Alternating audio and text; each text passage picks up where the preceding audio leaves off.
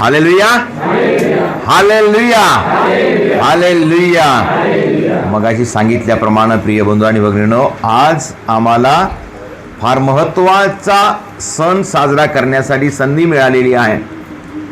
आजचा सण पास्काचा सण, आणि ह्या दिवशी येशूने शिष्याचे पाय धुतले, आपले शरीर रोटी बनवून, भाकर बनवून शिष्यांना दिले, आणि आजच्या दिवशी पुरोहिताची स्थापना केली. म्हणून आजच्या वाचनामध्ये आम्हाला वाचायला मिळालं. पहिल्या वाचनामध्ये आम्ही वाचलो, त्याच्यामध्ये जुन्या करारामध्ये परमेश्वर मोसे आणि अहरोनला सांगत आहे, तुम्ही जाऊन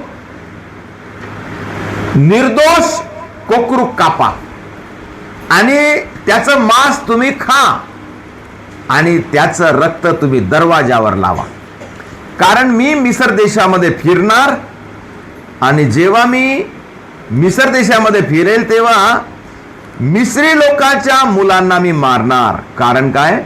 ते देवाला मानत नव्हते.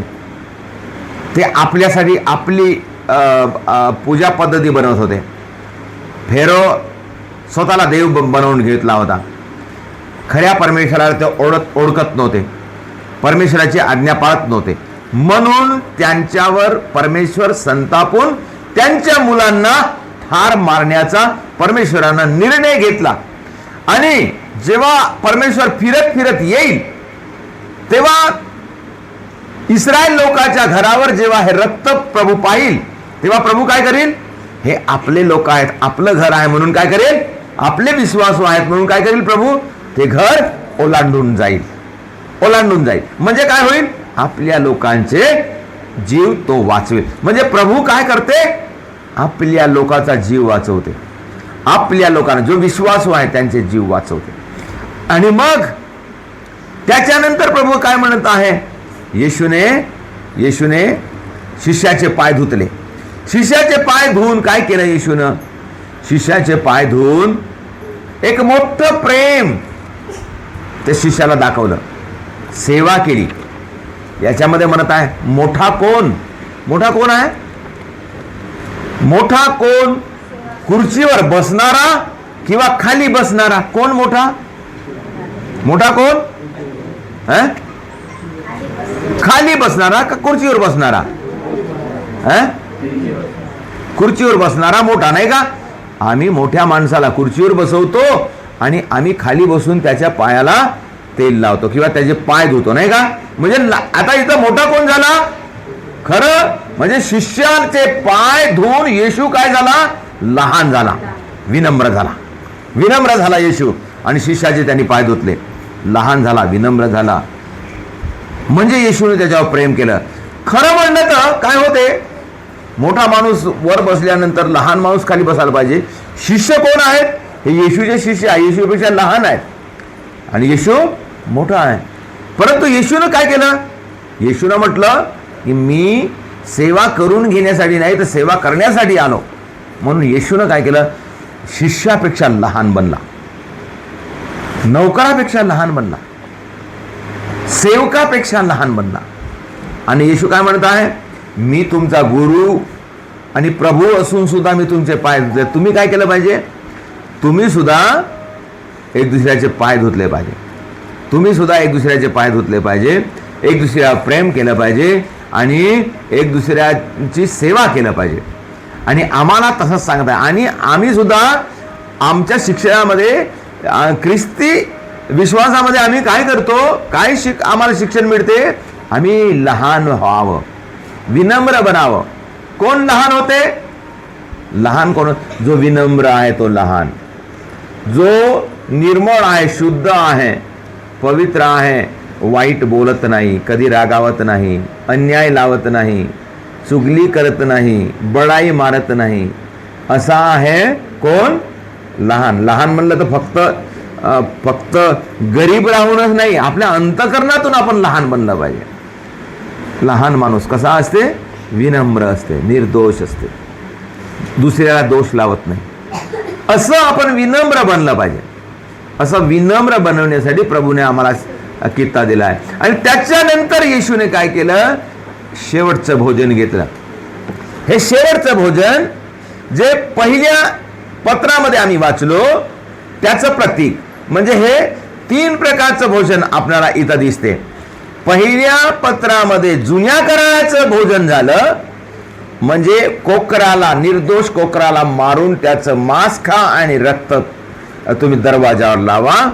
आणि दुसरं, आज येशू शिष्यांसोबत भोजन घेत आहे आणि हे भोजनाचं एक मुख्य कारण काय आहे, तर येशूला मारून टाकण्यात येणार आहे उद्या, म्हणजे शुक्रवारच्या दिवशी. शुक्रवारच्या दिवशी येशूला मारून टाकले. आणि मारून टाकताना येशूला किती त्रास झाला, त्याचे शरीर एकदम कमजोर झालं, रक्त त्याच्या शरीरातून वाहलं आणि त्याचं मांस खिचलं गेलं. त्याला घाव झाले शरीरावर, डोक्यावर घाव झाले, त्याच्या शरीरावर घाव झाले, इकडं हातापायामध्ये घाव झाले. म्हणजे काय झालं, त्याचं शरीर मोडल्या गेलं आणि रक्त सांडलं, त्याचं रक्त अर्पण केलं झालं.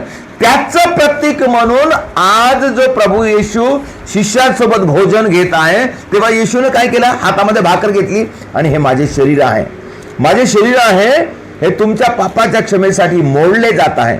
म्हणजे प्रत्यक्षामध्ये कधी मोडले जाणार आहे, उद्या क्रूसावर मोडले जाणार आहे. परंतु आजच प्रभू म्हणत आहेत, हे माझे शरीर आहे, तुमच्या पापाच्या क्षमेसाठी मोडले जात आहे. आणि म्हणून प्रभूनं हे भाकर त्यांना दिली, आपले शरीर ह्या भाकरीच्या रूपामध्ये बदलवलं. आणि येशू पुन्हा काय म्हणत आहे, द्राक्षरस घेतला आणि द्राक्षरस घेऊन प्रभू काय म्हणत आहे, हे माझे नव्या कराराचे रक्त आहे. हे नव्या कराराचे रक्त म्हणलं तर मग जुन्या कराराचे रक्त कोणते, जुन्या कराराचे रक्त तर मेंढराचे रक्त. मेंढराचे रक्त दरवाजावर लावल्यानंतर देवाने त्यांची रक्षा केली. आणि हे नवीन कराराचे रक्त जेव्हा प्रभू येशू आम्हाला देत आहे, ते नवीन कराराचे रक्त म्हणजे येशूने क्रूसावर आमच्यासाठी रक्त सांडले, ते रक्त नवीन कराराचं रक्त.